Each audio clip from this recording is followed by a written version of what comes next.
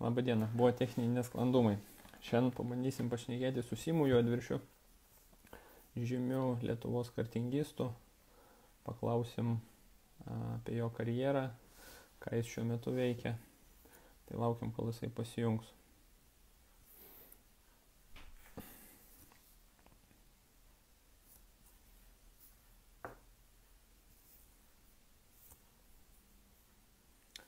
Simai, laukiam tavęs.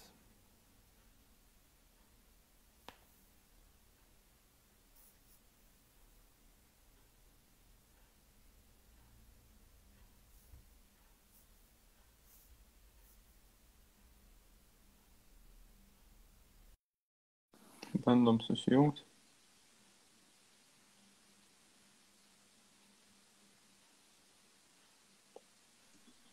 O, sveikas. Labas. Pagaliau. Kažkaip. Sudėtinga čia. Jo. Su šitom technologijom. Klausyk, tai aš jau truputį tave pristačiau, kad kalbėsim šiandien apie tave ir apie tavo karjerą ir apie kartingus bendrai. Tai tu gal iš pradžių prisistatyk, iš kur kilęs, kiek tau metų ir kiek tu profesionaliai sportavai arba sportuoji po šiai dienai. Esu Simas Juodviršis, Europos bei pasaulio kartingų čempionas. Man 28 metai, esu iš Panevėžio, dabar gyvenantis Vilniuje. Kas liečia karjerą, tai gal dabar perėjęs tiesiog kaip komandos vadovas ir treneris, tiesiog psichologas, dirbam daug su vaikais. Aišku, savo malonumui ir pats truputį pravažiuoju, kad kaulus prajudinti, bet daugumą, realiai praleidęs gal kokius 16 gerų metų kartingų sporte, aišku, ir truputį automobilių sporte. Tai, tokia ta karjera iš tikrųjų, aišku, buvo daug pergalių, gal daugiau pergalių nei antrų ar trečių vietų, bet tiesiog gal per tiek daug metų buvo pririnkta daug patirties ir tiesiog mano tie laimėjimai kalba patys už save. Supratau, tai tu nuo kelių metų pradėjai sportuoti? Iš tikrųjų, tai buvo 8 ar 9 man metai. Tiesiog gal truputį tokia iš pradžios istorija, kad senelis, mano tėtis, tėčio brolis, jie patys irgi lenktynininkai buvę. Pradėjau irgi nuo kartingų. Tada buvo automobilių sportas, krosas, rally krosas ir tiesiog jie paaugau truputį ir ta visa mano karjera netikėtai ir prasidėjo, nes buvo toks autosporto klubas Greičio Rožas, kaip jie turėjo didelį autokroso, kaip čia pasakyti, tą klubą, daug automobilių, daug lenktyniaujančių ir buvo tiesiog toks kaip įmonės balius. Tiesiog pakvietė sudalyvauti uždaram kartingų, kaip čia centre pasakyti. Renginys buvo ir mini varžybos ir tiesiog man buvo 8 gal metai ir buvau paleistas važiuoti su 18-19 metų jaunimu. Aišku, užėmiau ten gal 2 vietą ir tiesiog klubo prezidentas pamatė mane, kad tikrai neblogai sekasi ir tiesiog patyliukais su tėčiu nusprendė, kad reikia nupirkti porą kartingų. Ir tiesiog ta karjera prasidėjo, aš net nežinau ir tiesiog po egle radau tos kartingus realiai. Tiesiog žingsnis po žingsnio tai pradėjom treniruoti. Bet tu pats norėjai, dėgiai to, kad jeigu radai po eglę kartingą? Iš tikrųjų, jo, turbūt gal jau kraujyje buvo, nes, sakau, visą tą iš kartos į kartą ėjo, neblogai sekės, aišku, turėjau užsispyrimo, labai patiko ir tiesiog gal ta pradžia buvo sunkesnė, nes reikėjo ir trenerį susirasti, kad individualiai dirbti ir, kuo daugiau treniruočių padaryti, nes kažkaip tai turbūt pirmą sezoną, kai pradėjom, turbūt pavėlavome tą sezoną. Realiai tenais nuo pusės sezono kažkaip pradėjom važiuoti ir po daug įdėtų treniruočių buvo daug stengtas ir tiesiog nuo pusės sezono, kai pradėjau važiuoti, tapau Lietuvos čempionu iš karto nuo pusės, nuo pirmų savo metų. Kuriais metais? Čia buvo 99, man atrodo, ar 2000 plus minus. Supratau. Tai iš tikrųjų nemažai tų dalyvių buvo, bet sekės gerai ir, sakau, buvo iš tikrai pradžia labai gera. Tu esi kada buvęs gamyklinės komandos sudėty per savo karjerą? Tai iš tikrųjų jo, tai gal mano tokia kaip profesionalaus ir pačioj viršūniai, kaip čia pasakyti, pradėjau važiuoti tenais, kur visi patys stipriausiai važiuoja, gal buvo 2012-2013 metai, savo Energy gamyklinę komandą, yra italų komanda, kaip ir daugelis kartingų italų brandų yra. Ir tiesiog, aišku, buvo pradžia tokia sudėtinga, nes viskas nauja ir visa ta infrastruktūra, trasos, sukibimas, net negali sulyginti, bet tas užsispyrimas, aišku, turėjau gerą mechaniką iš Olandijos, su kuriuo daug dirbom ir jisai, tikrai labai daug nusimanė. Aišku, pykomės pradžioje, nes sunku buvo prisivyti tos greitesnius, bet po didelių treniruočių tai ir daug prasuktų ratų pavyko išmokti ir realiai nuo pirmą tą sezoną, kai pradėjau važiuoti, jau laimėjau savo pirmą Europos čempiono titulą Cikfyje, KZ2 klasį. Aišku, niekas labai nesitikėjo pradžioje, kai pradėjau važiuoti, sako, tau minimum reikėtų poros metų, kad išmokti ir tada jo, kad galėtum laimėti ir parodyti savo rezultatą. Bet taip gavosi, kad anksčiau laiko išmokau ir tiesiog nelabai kas tikėjo, bet labai viskas gerai susiklosti ir tiesiog pastangas atperka. Taip, supratau.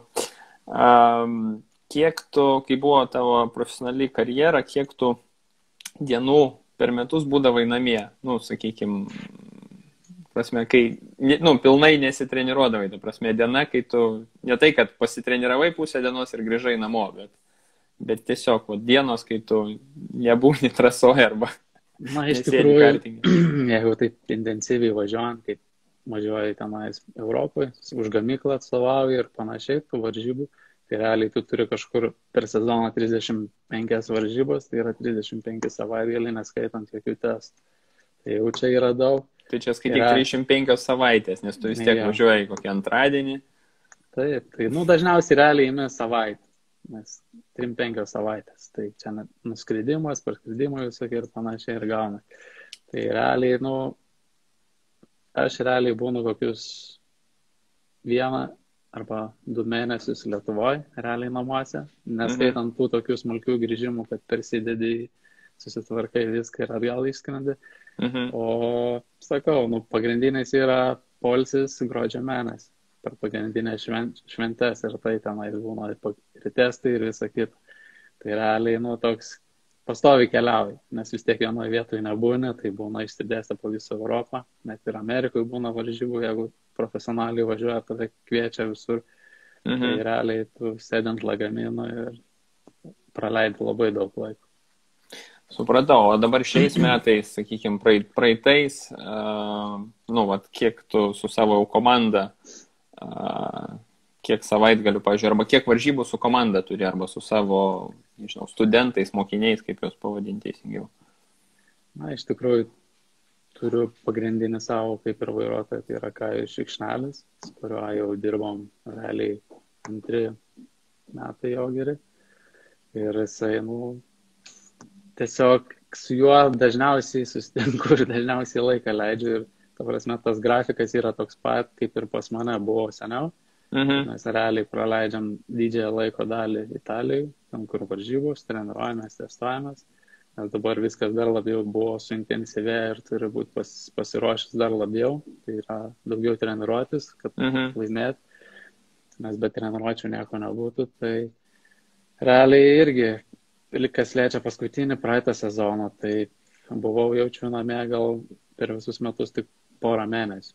Ir tai per tą laisvą laiką turėjau ir Lietuvos kartingo čempionatą, nes mano komanda atstovauju, turiu tenais irgi 6 lenktynininkus kartu su Kajum. Tai realiai, kai tu grįžti čia, jau turi važiuoti kitas lenktynės, treniruotis su savo jaunaisiais lenktynininkais, kurie irgi jau bando tobulėti ir net kai kurie žengia koją į Italiją ir Europos čempionatą nori važiuoti. Tai tas užimtumas, sakau, tai kai veiksmo yra, tas sezonas išsidėstęs per visus metus. Nėra tokio, kad nustoja. Tai kiek praeitais metais lenktynių tu turėjai su komanda ir sakykime, Lietuvoje ir Europoje? Tai irgi virš 30 ar? Iš tikrųjų jaučiu gausis bendrai sudėjus, gal su Lietuvos čempionatu kažkas gausis 40 savaitgalį. Jo. Okay, tai čia tik tai gruodžio ir sausio mėnesį turbūt. Jo. Nėra varžybų, nors irgi žiemos taurė, nors nežinau, ar jūs dalyvaujate žiemos taurė. Mes nedalyvaujam, bet jo, čia pagrindinės savo lenktynės, aišku, čia neskaitant visų testų, išvažiavimų ir taip toliau. O kiek šiemet buvo suplanuota, neskaitant šitos situacijos, nemalonios daugam, visiems turbūt, kiek buvo suplanuota etapų? Iš tikrųjų, planas buvo realiai tas pats, kas buvo pernai, tai būtų, aišku, pagrindinės VSK lenktynės, tai yra irgi čia tokios kaip mini pasaulio čempionatas, kur susirenka visos stipriausios gamyklos, lenktynininkai, kurie treniruojas. Tada buvo Europos čempionatas numatytas, dar ir dabar yra planuose, ir aišku pasaulio čempionatas, kas yra vienas svarbiausių lenktynių per visus metus, nes visai tai atsižvelgia. Ir aišku, kitas dalykas yra Lietuvos čempionatas, kur atstovaujam su savo komanda ir turbūt buvo planas, žiūrint kaip seksis jaunimui, važiuoti irgi. Vieni kiti norėjo važiuoti Europos čempionatą, aišku, esam užsiregistravę, bet po kol kas kitokia situacija nelabai. Aišku, kas čia toliau bus. Taip, viskas ant rankinio pastatyta. Jo. Gerai, toliau. Kiek tu per savaitę skiri fiziniam pasiruošimui? Sakykim pats, nežinau, kai buvo aktyvi karjera, arba dabar, arba kiek rekomenduotum, sakykim, sportininkui, lenktynininkui?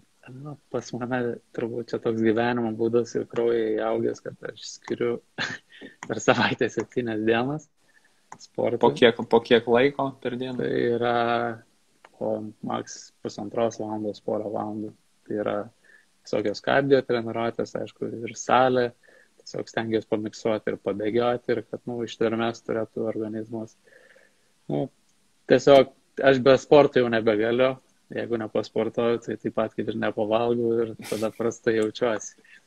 Supratau, tai į dieną 1,5 valandos. Jo, bet jo, ta prasme, jau kai dabar jau pats patyręs, tai aišku, galiu vieną sportuoti. Jau turėjau su treneriu rytai sportuodam.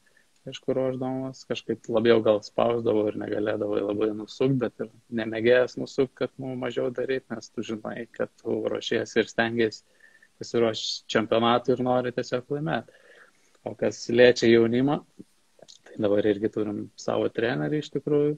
Jaunimas net šiai dieną kaip viskas sustabdyta yra, gal nuotoliniu būdu su juo sportuoja, tai yra skirtos 3 dienos per savaitę, manau, pilnai užtenka. Prasijudinti ir atsigauti organizmas. Bet aišku, kai tu jau pradedi žengti tą žingsnį gal link tų visų Europos ir pasaulio čempionatų, tada turi reikalauti truputį daugiau iš savęs ir realiai tu net ir varžybų savaitgalį turi bent minimaliai vakarais prasibėgti, kad tą organizmą atstatyti vietą, kad turbūt geriau jaustis ir ta visa ištvermė, nes bėgimas realiai labai daug ką duoda, tai yra ištvermė, ko labiausiai reikia pas mane, bent jau sportą. Jeigu ištvermės nebus, tai negalėsi stabiliai važiuoti, stabiliai mąstyti ir tiesiog viskas sudėtingiau daro. Tai mes realiai su Kaimiu esam tą lygį pasiekęs, kai irgi jis jau be sporto nebegali, tiesiog pats braunasi ir tiesiog reikia, jeigu nori būti geras, negali apleisti ir turėti gerą fizinę sportinę formą. Jo, ir tu kažkurio momentu pradedi jausti privalumą tavo fizinio pasiruošimo, nes iš pradžio atrodo, kad kam čia reikia, sukyva yra ir viskas, bet kai tu pasportavęs pradedi jausti gerėjimą savo rezultato, kad tu fiziškai esi stiprus, tai tada supranti, kad į tai reikia irgi investuoti. Tai jo, čia daug, ta prasme, ir psichologiškai, ir kai tu jėgų nepakankamai turi, tavo smegenis negali veikti, nes tu tiesiog egzistuoji ir bandai važiuoti. Laikais už vairo. Jo, tiesiog suki ir važiuoji, ne tu vairuoji, tave kartingas vairuoja. Taip. Tai tas visas privalumas ir aišku, kai tu net tų jėgų neturi, tu net negalėsi savo greito konkurento aplenkti, nes tu tik bandysi sėdėti jam ant užpakalio ir sekti, o kito judesio negalėsi padaryti. Čia viskas susideda. Ar esi suskaičiavęs, ar turi statistiką, kiek tu kilometrų arba ratų esi pravažiavęs per savo karjerą? Iš tikrųjų, net nebandžiau. Labai gerai, paskaičiuojam, jeigu pas tai 305 varžybos, kiek tu per vieną savaitgalį, kiek kilometrų arba ratų pravažiuoji? Nu, Iš tikrųjų, paimkim, čia... nežinau, tavo mokinių, jie pas tave treniruojasi, sakykim, ketvirtainį, Aš, penktadienį, šeštainį varžybos. nu, jeigu tai yra oficialios treniruotės, tikrai daugiau 100 ratų nepravažiuosi, nes jos būna 4-5 treniruotės per dieną, plus minus. Ir realiai mes važiuojam tarkim, 3 dienas treniruočio, tai yra jau 300 ratų. Leiskim, o varžybų dieną tu pravažiuoji, nu, tai būtų kokie 5 hitai po 10 ratų, tai 50 ratų ir ten pusfinalis finalas kažkur irgi 50 ratų. Tai realiai tu kažkur tai pravažiuoji 450 ratų per savaitgalį. Dauginam iš 305 savaitgalių. Jo. Dauginam iš 305, 15 tūkstančių ratų. Nu, nemažai. Nu, čia neskaitant testų, nes mes dažniausiai testuojam ir važiuojam į trasą, tai tada tas skaičius truputį išauga, nes stengiasi. Tai bus 20 tūkstančių ratų per sezoną. Jo, nu, nes sakau, labai sunku pasakyti, nes priklauso nuo varžybų tipo, kas organizuoja ir kaip ten sklandžiai viskas vyksta. Labai ten daug nepravažiuojam, bet aišku, geriausias treniruotės yra individualią, nes per dieną gali kažkur apie 200 ratų pravažiuoti. Ir stengiu savo jaunimą tiesiog pakankinti, kad būtų lengviau po to per lenktynės, nes tie ratai tikrai labai daug duoda, nes ir pats ištvermė. Ja, pats iš savo patirties galiu pasakyti, jau paskutiniuose metuose, kai prieš sustojant tam aukštam lygiai važiuoti, ruošiausi Europos čempionatui. Tai tiesiog, tai testai trunka 3 dienas. Realiai per 3 tas dienas aš pravažiuoju 600 ratų. Net paskutinį kartą, kai testavom, buvo toks dylas, kad važiuosiu tol, kol variklis užkals. Tai realiai variklis biškai anksčiau laiko pasidavė, tai ten pravažiavom 600 su trupučiu ratų. Tai galvojau, kad jisai neužkalė. Ne, tiesiog kažkaip pasidavė anksčiau laiko, tai čia toks vienas geresnių buvo. Jo, sakau, stengdavausi kuo daugiau pravažiuoti, nes be ratų, tiesiog rezultato gero nebus. Tai tu kiek sezonų esi važiavęs per savo karjerą? Tam aukščiausiam lygiai. Sakykime, nežinau, 16 metų sportavai, ne, aktyviai ar? Ta prasme, jo, kažkas tokio, 16 metų, po to labai neskaičiavau, bet ta prasme, jau gal ta pradžia buvo, tai visi Lietuvos čempionatai po Baltijo, vis tiek pradžia buvo, aišku, sunki, turėjai rinkti informaciją, tai Lenkijas visokias važiavom, bet tam aukščiausiam lygiai gal kokius praleidau 6 metus, o visa kita buvo ta patirtis renkama aplinkui, kas Lietuvoje, tai Latvija, ten Estija, Lenkija. Ir tiesiog, tą visą patirtį panaudojau Europos ir tam pasaulio tose visose čempionatuose. Supratau. Tai turbūt būsi pravažiavęs daugiau nei 500 000 ratų. Ta prasme, kaip sakau, tada vis tiek ir į mokyklą ėjau. Mokytojai, aišku, žinojo, bet rezultatas būdavo, tai nelabai galėdavo jie pykti ant manęs. Tai sakau, turbūt esu praleidęs pusę klasį, ta prasme, gal 6 metus iš 12 trasojo ne mokyklai, nes, realiai būdavo, kad, pastovi išvažiavęs, bet nebuvau tas blogai, kur mokiausi, bet per vidurį. Mokyklą baigiai, įstojai. Ta prasme, kai norėdavau ir reikėdavo, tai, jau nėra kur dėtis, tai pasistengi ir pasidarai. Kokiose šalyse esi lenktyniavęs per savo karjerą, tuo truputį vardinai, Lenkija, Latvija, Lietuva, Italija? Iš tikrųjų, yra išsidėstę visur po Europą, net sunku gal pasakyti, tu išvardinai jau pusę, tai būdavo ir Austrijoje, Ispanijoje, net ir teko visą beveik žiemą praleisti Floridoj, ten yra Florida Winter Tour, buvau pakviestas kanadiečių. Po to Amerikoje esu lenktyniavęs, New Orleanse buvo pasaulio čempionatas Rotoks. Ir kur čia dar buvau, iš tikrųjų gal daugiau toj pusėje į Aziją nebuvau liktais nukeliavęs su lenktynėm, nors ir kvietė. Buvau kviestas Havajuose, bet po to kažkaip tenais buvo atšauktas lenktynės. Tokių, bet daugiau Amerika ir visą tą Europą, ta prasme, buvo išsiskaidžius visą ir Prancūziją, tiesiog tos trasos, kur turi tas licenzijas ir jos ten vykdavo tos lenktynės. O Skandinavija, ne? Ai, pamiršau, jo, Skandinavija irgi, bet... Nu, čia Europa, bet kažkaip aš apie ją mažiau žinau. Bet kiekvienais metais, realiai tu gauni tiek skirtingą šalį ir stengiasi nesikartot, kur tos lenktynės ir panašiai. Bet, ta prasme, esu tikrai daug apkeliavęs, daug matęs ir tiesiog gal net ir daug tų pažįstamų visur yra, kur nuskrendi gali susirasti ir susitikti. Tiesiog tas sportas labai buvo naudingas visapusiškai. Kiek tu trenerių turėjai per savo karjerą per 16 metų? Iš tikrųjų, turėjau... Skirtingų, ar su vienas pas tai buvo? Iš tikrųjų, turėjau vienintelį su to, kur ir pradėjau, su Andrium Joneliu. Tai buvo iš Panevėžio. Tai mes jį irgi susiradom, jisai tam kažkur iš Ispanijos buvo grįžęs. Ir tiesiog prikalbinom, kad dirbtų su manim. Ta visa tokia prasidėjo. Ir jisai tada įsitraukė ir po šiai dienai jisai treniruoja ir turi jaunimų. Bet su juo realiai praleidau visą tą laikotarpį, skaitant tada, kai išvažiavau jau lenktyniauti ir atstovauti Italų komandos Energy. Tada jau atsirado kitas mechanikas, vieną pakeičiau, po to kitą, bet tada jau, kai buvau pakankamai pririnkęs to bagažo ir pasiekęs, tada jau tiesiog jau pats savo kaip treneris motyvuoji save ir bandai stengtis daryti tai, ką geriausia. Nes vis tiek tų komandų ir turi, kas žiūri datą, palygina su kitais, tai yra tos visus grafikus. Tiesiog eini jau stengiasi ir nagrinėjai pats, nes vis tiek jau realiai, kai išvažiavau, buvau 18 metų.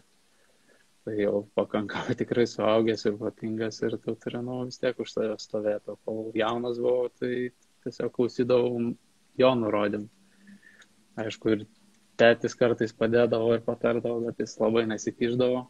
Kažkaip duodavo treneriui laisvę ir auklėt mane ir labai džiaugiuosi, kad taip išauklė.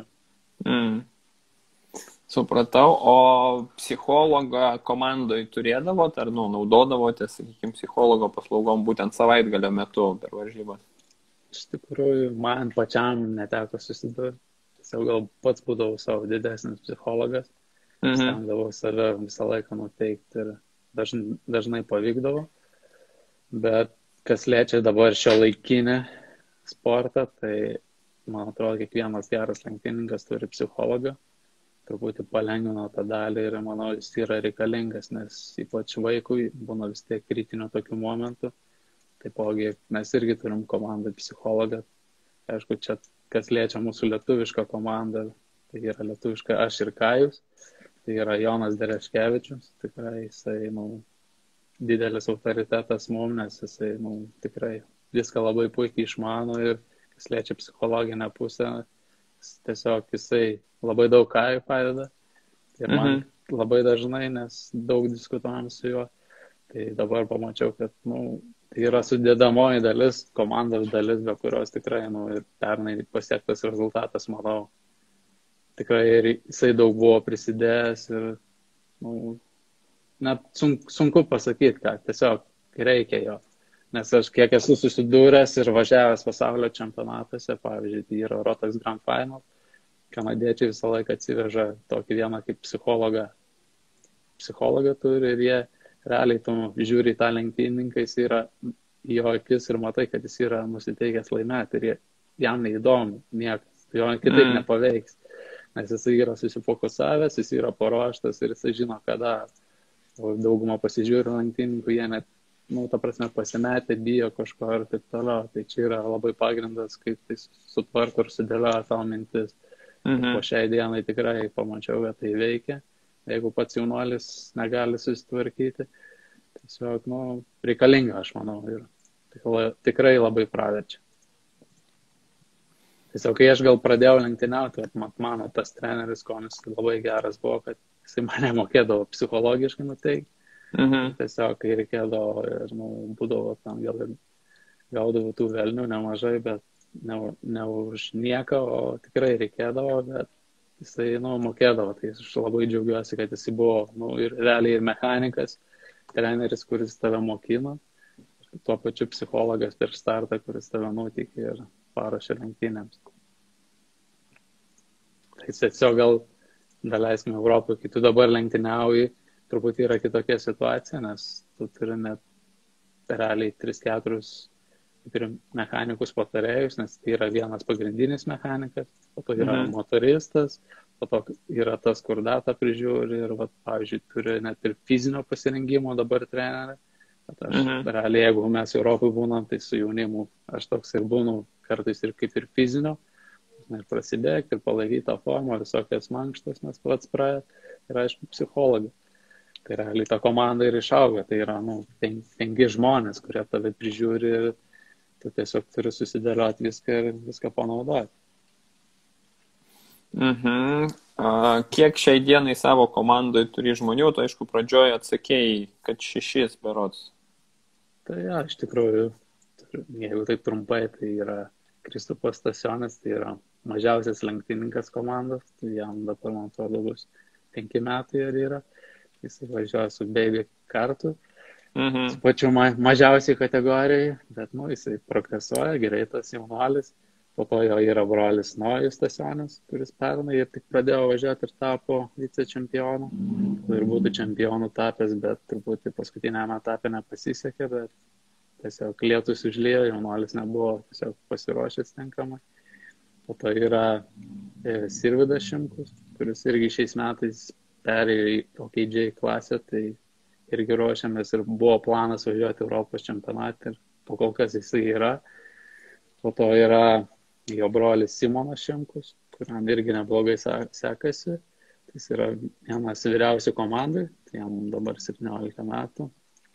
Ir po to yra Jokūbas Bogdanavičius, tiesiog gal apibrėžiant, kad yra, man atrodo, gal vienas perspektyviausių lenktynininkų, aišku, neliečiant Kajaus Lietuvoje, kuris net ir turėjome Italijoje Interkapo lenktynės, kuris buvo realiai, tas Interkapas yra kaip Europos čempionatas pradžioje metų, kuris pasirodė labai gerai ir kvalifikacijų buvo 16 iš 98, man atrodo, lenktynininkų. Tai tas rezultatas džiugina, nes mūsų sunkiai dirbo ir fiziškai sportavo labai daug tą visą žiemą, tiesiog labai nudžiugino. Ir aišku, perspektyviausias yra komandos narys Kajus Šikšnelis, kuris pernai laimėjo pasaulio čempionate 3 vietą ir tapo akademijos Europos čempionu iš tikrųjų. Ir buvo dar užėmęs Švedijoje 3 vietą OKJ klasį. Tiesiog sunkiai dirbom ir tas rezultatas, ta prasme. Aišku, man neteko Cikfijos pasaulio čempionate būtent podiumo. Tai realiai jisai vienas yra geriausių ir greičiausių lenktynininkų šiai dienai.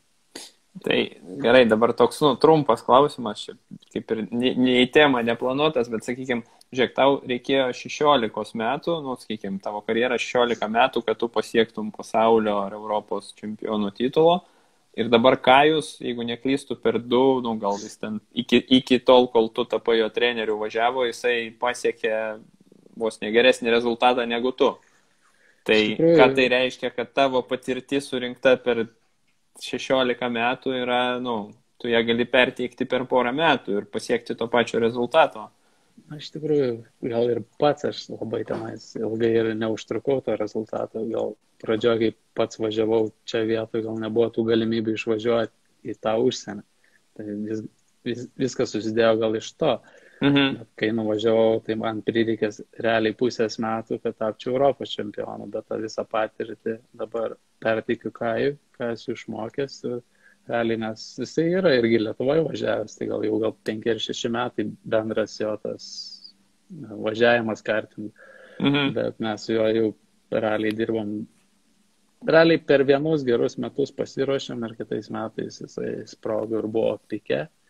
Ir šiais metais irgi yra planas, tiesiog ruošiamės dirbom ir viską, ką žinau, perteikiu ir tiesiog dirbom produktyviai ir tiesiog nesinori gaišti ir žaisti, nes reikia važiuoti toliau, laimi išeini ir eini toliau. Toks planas. Bet tiesiog priklausomai, kiek tu to darbo įdėsi, bet stengiamės, jaunuolis nori, tai svarbiausia. Kiek pas tave žmonių komandoje dirba Lietuvoje sezono metu, prie 6 kartingų, neskaitant tavęs? kuris ir treneris, ir komandos vadovas, ir organizatorius turbūt, ir viskas.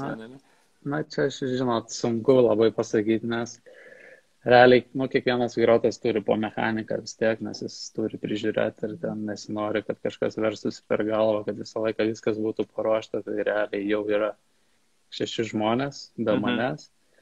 Ir aišku, čia lietuvių toks mentalitetas ir pakol kas jis toks yra, kad, vis tiek tu stengiasi padaryti vienas žmogus daugiau darbų, tai ir prižiūrėti, ir padėti, ir panašiai, ir būti komandos vadovu, ir treneriu, ir paaiškinti, ir taip toliau.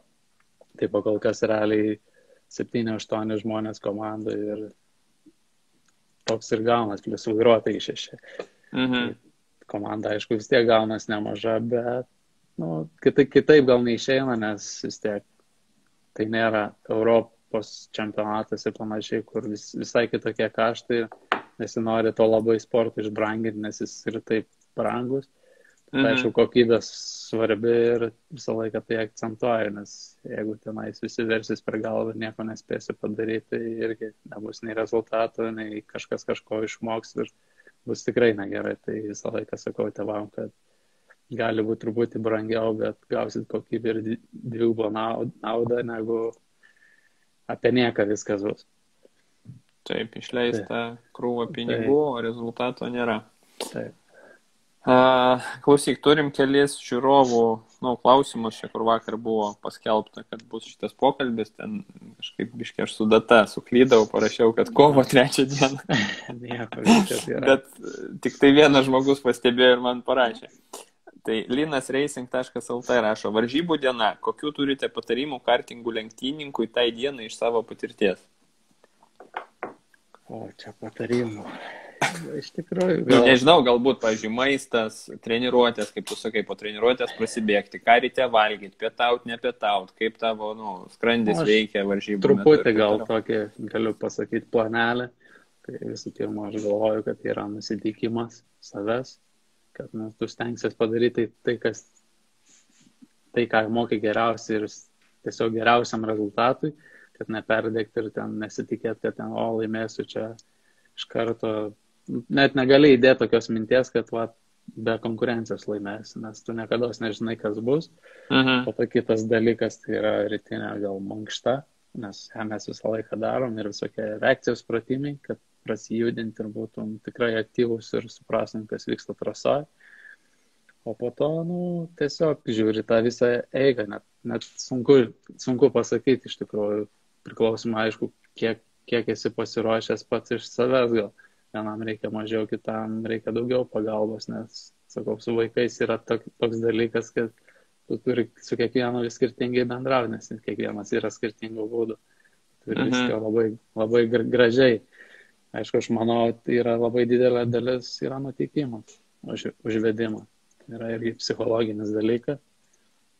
Aišku, tas labai daug duoda ir tiesiog, jeigu vaikas pasitikė savo komandą ir tas, kas stovi už jo nugaros, tai jam nebus problemų laimėti, ypač Lietuvoje ir kas liečia po Baltijos šalis. Tiesiog tas gal didžiąją dalį ir sudaro, kai tu turi pasitikėjimą ir gerą užnugarį, ta prasme, man atrodo, tu jokių kliučių ir neturėsi. Tai čia vėlgi, psichologija, kaip tu susitvarkai viduje ir kaip tave nuteikia komanda. Ja, tai čia sakau, čia tas gal ir po to profesionalumas ir atsiranda, kai tu važiuoji ir tiesiog važiuoji ir tavęs niekas nemoka, nepadaro tau jokio plano ir tiesiog iš tavęs gal nereikalauja, kad tu išmokum tą ir aną. Tada, prasideda tos klaidos, o tu labiau pradedi augti ir esi vyresnis, tada tuo labiau sunkiau ir išmokti. Jeigu tu pradžioje išmoksi visą tai, tai bus viskas daug paprasčiau ir tikrai bus ne viena pergalė. Sekantis klausimas, Kajus Šikšnelis rašo, aš nežinau, ar čia tikrai jis pats rašė, bet tai ko Kajaus nepasikvietėte? Aš nežinau, ar čia tau tas klausimas, ar man? Vakar esi šitą man rašė, iš tikrųjų, sako, kaip tu be mane. Mes jau tokie nebeišskiriami gauname su juo, nes kartais... Dabar karantinas, tai žinau, iš eilės, iš pradžių tu, paskui Kajus. Jo, tai tikiuosi, tu jį pakalbinsi. Pažiūrėsim, aš irgi pažiūrėsiu jo laivą. Tiesiog patikrinsim, kaip jis bendrauja. Taip. Oficialiai. Pradžioj būdavo sunku, bet dabar jau tikrai yra pažengęs ir išmokęs, nes ne kartą teko bendrauti. Tai tikiuosi, tai pakalbins. Nu. Bet jo, su juo, tai sakau, aš būdavau net kartais su juo, kai daug keliauju, jis kartais net mane jau tečiu vadina. Sako, teti, jo, arba grįžta namo, su tečiu bendravę, sako, Simai, ir teti kreipiasi. Tai, sakau, nes daugiau laiko, kai aš su treneriu būdavau, aš su treneriu daugiau laiko praleidžiu nei su savo tečiu. Tai dabar ta pati situacija, kai su manim, tai realiai. Aš esu jau prižiūriu jį, keliauju, turiu patarti, net ir mokslų klausimais. Taip viskas ir susidėlioja. Supratau. Tai gerai, manau, kad su Kajum pabendrausim, kažkada vėliau susitarsim, kada visiems bus patogu. Su kokiais žymiais pilotais esi lenktyniavęs, arba jos gal aplenkęs per savo karjerą? Nuotrauką buvau įdėjęs su Charles Leclerc, kuris dabar Ferrari važiuoja komandai, bet jisai tada važiavo, jis jaunesnis ir važiavo kitoj klasėje, tapo čempionu VSK. Jo. Iš tikrųjų, kas dabar pagrindė yra Formulė 1, esu su visais pravažiavęs. Gal kartais... Lenktynėse būtent. Jo, kartais gal ir, tos klasės būdavo skirtingos, bet vis tiek galiausiai būna, kad jie perlipa į tą klasę ir kartu pravažiavom. Tai realiai net ir su pačiu Michaeliu Schumacheriu teko važiuoti ir treniruotis ir varžybos, dalyvauti po to Verstappenas, po to George Russell, Lando Norris, Leclercas, Vettelis buvo. Realiai visos tos žvaigždės, kurios važiuoja Formulė 1, jos visą laiką net ir trasoj sutinki ir gali net puikiai treniruotės su jais apturėti ir pabendrauti. Nes tai yra geriausia treniruotė besiruošiant sezonui, ypač Formuliai. Sakau, ir realiai su visais teko pravažiuoti, net ir varžybose sudalyvauti. Aišku, dabar kas yra iš jaunosios kartos, tai jo, mes net realiai su visais esam pralenkinėvę. Tais metais, kai aš pradėjau važiuoti, jie visi tenais būdavo ir dabar tiesiog viskas susiklostė, gal taip, kad jie yra iš didelės šalies ir tiesiog truputį jam paprašiau prasimušti ir toliau, nes ten visai kitokie biudžetai. Tai tiesiog jie visi iškeliavo, bet tiesiog yra geri prisiminimai ir smagu. Ne visi, jų yra turbūt tūkstančiai tų pilotų, kurie važiuoja kartingį ir tik tai vienetai, kurie papuola iki tokio lygio. Jo, bet ta prasme... Ir mes tik apie juos šnekam, nes jie tapo žymus, bet yra tikrai daug pavardžių, kurie su tavim važiavo ir yra ne ką blogesni arba netgi gal greitesni, bet tik tai daug niuansų, kaip tu sakai, šalis, partneriai, sponsoriai, bendravimas ir taip toliau, pažintis, kas yra labai svarbu. Tai tas ir susideda, bet jau kai jie jau pradeda važiuoti, jau tiesiog jau pamatai, kas su jais dirba, tiesiog jau matai, kad yra jiems sudėliotas tas kelias link tenais, tiesiog laiko klausimas ir jie iškeliauja. Pradžia viskas yra nuo kartingų, visa mokykla. Taip, ir pradėti kuo anksčiau. Taip. Ok, ar atsimeni kokią nors nemaloniausią arba baisiausią savo avariją su kartingu ir kuriais metais?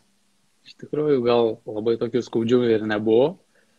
Ten apart, kad prieš Šonkulį gal buvo lūžę per lenktynės Europos čempionatą, bet tiesiog lenktynės. Bet gal tokie vienas įsimintiniausių, kai tiesiog pradėjau važiuoti tenais visoje tai Europos čempionatas ir taip toliau. Gal patirties nebuvo ir mes kiekvienam savaitgalį realiai turim po 3 kartingus, 3 važiuoklės realiai, kurios visą laiką yra paruoštas, tai skirtingų modifikacijų. Tai per tą savaitgalį, nežinau, tai buvo juodas debesis, tai realiai kaip diena taip ir sudaužydavau po vieną važiuoklį. Bet taip, kad tu jas negali naudoti, prasme. Realiai jo, ir tenais net jau ant galo, jau kai reikia tą finalą važiuoti, žiūrėjom, kuri tenais geresnė, jie gali vis tiek biškai patiesinti, bet, tiesiog, neokor, tai tiesiog jos visos buvo taip ten išdaužytos, kad vieną ten geresnį išsirenkom, kad tik išgyventi ir viskas, bet būna tokių juodų savaitgalių, kai tiesiog neina, arba net tos aplinkybės, visokių bėdų ir, bet visko pasitaiko, tai čia toks vienas įsimintesnių man gal. Kažko Bet, tokio rimto. šiaip traumų apart šonkauliai, kas yra normalu kartingė, nesiturėjo. Iš tikrųjų, ir tai tie šonkauliai gal lūžo dėl to, kad apsauga gal nebuvo tinkama, nemačiau, kad ten buvo įskilus ir tiesiog didelis sukibimas stuktelėjo ir viskas.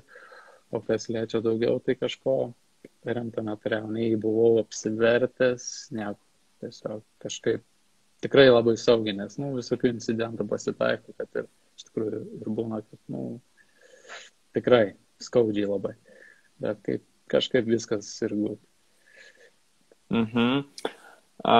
Kuriais šiame metais keistom važiuoklėm buvo bėda? Buvo 12? 12, jo, 12 ar 13 kažkas. Tik savo pykė, bet tai nepamaišė iš tiek geram rezultatui. Iš tikrųjų, ir pamiršau pasakyti, aš tokios nuomonės esu, kad yra svarbiausia pasaulio ir Europos čempionatas.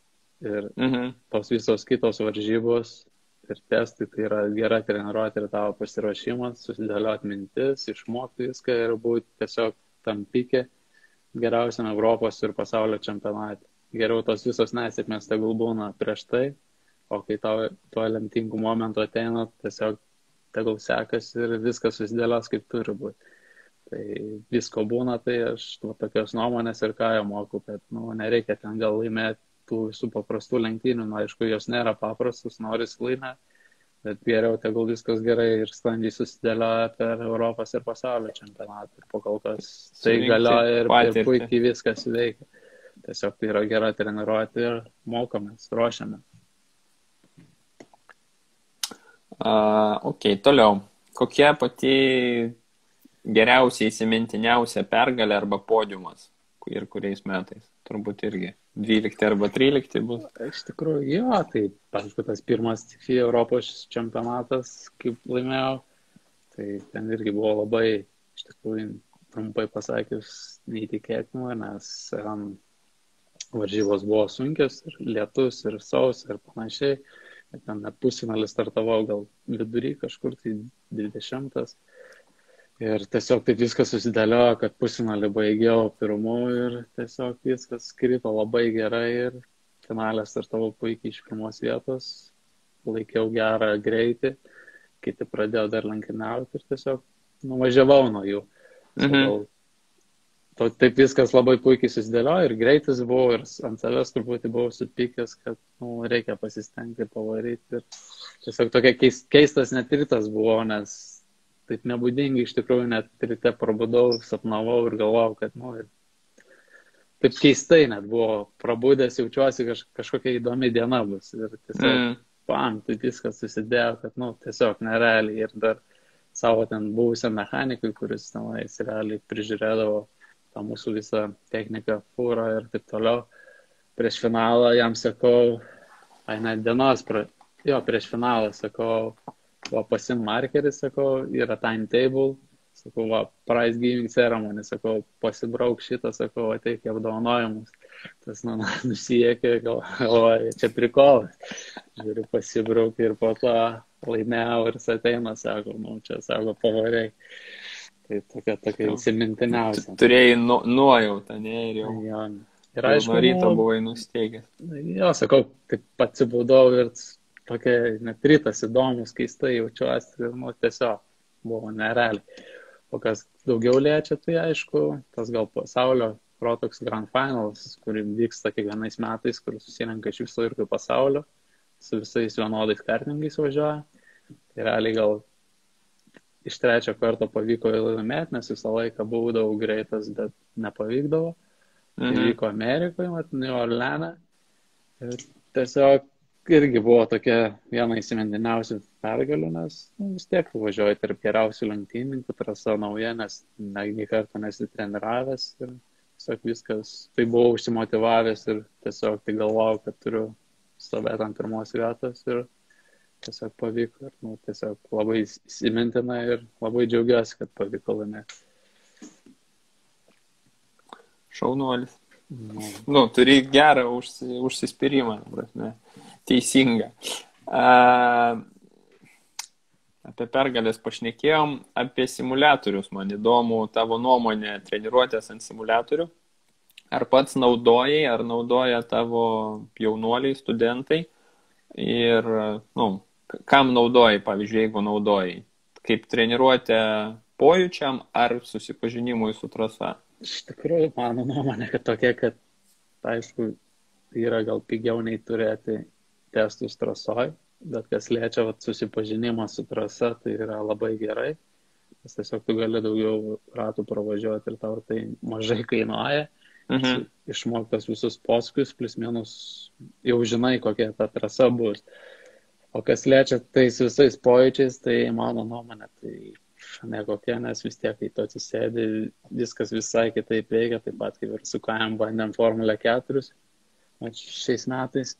Tai tiesiog visokie downforce, po to veikia visos tos aerodinamikos ir panašiai, kurių tu net negali pajusti.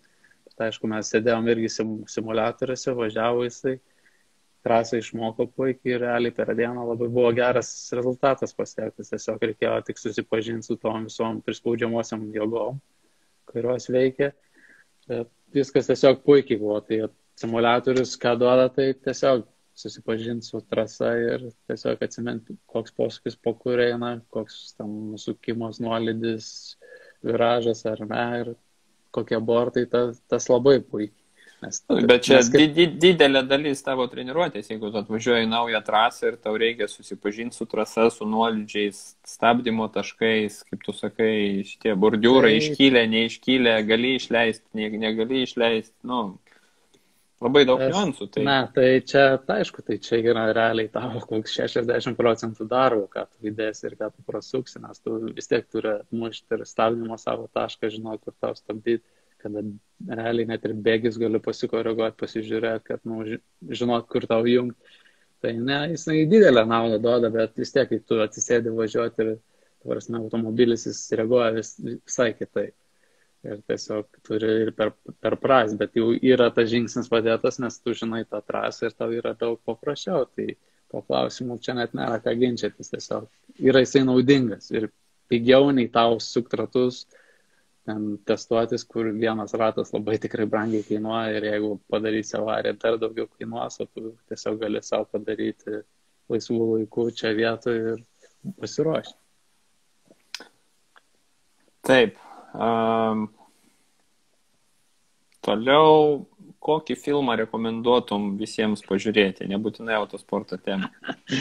Iš tikrųjų gerų filmų esu matęs. Bet kažkaip... the best of the best. Toks būtų gerai, iš tikrųjų filmą žiūrėjau, tai buvo, irgi truputį prie autosporto, tai pavadinimo neatsimenu. Ten buvo apie tokį šunį Enzo, nežinau, ar esi matęs. Nesu.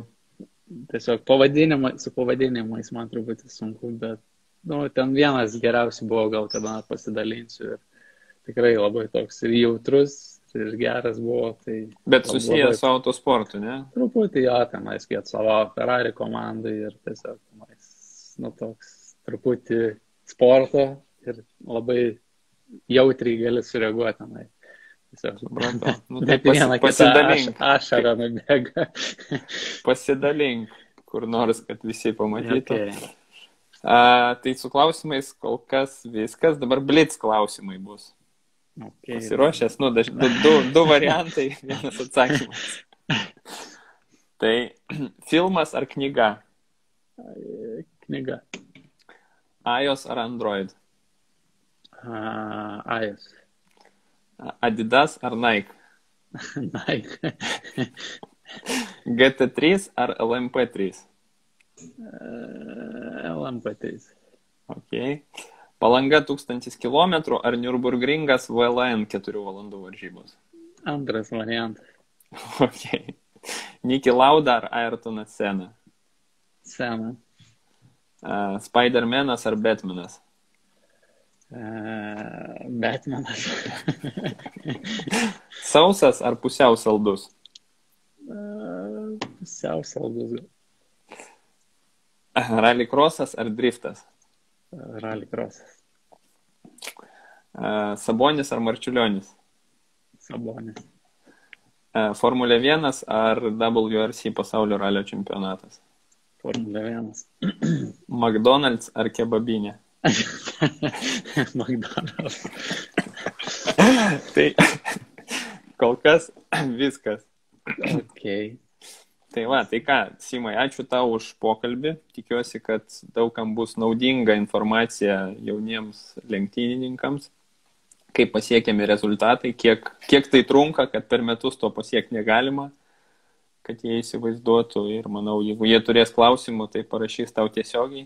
Ir tu, tikiuosi, tikrai nuoširdžiai patarsi visiems, kaip elgtis kokiuose situacijose. Gerai, ačiū tau. Tai ką, ačiū. Tikiuosi, tu mano lenktynininką pakalbinsi. Tai jo, aš jau sakiau, kad pakalbinsiu, reikia tik pasižiūrėsiu, kada čia patogiau susitarsiu su juo. Gerai. Išeisim live. Gerai, ačiū, iki, geros dienos. Iki.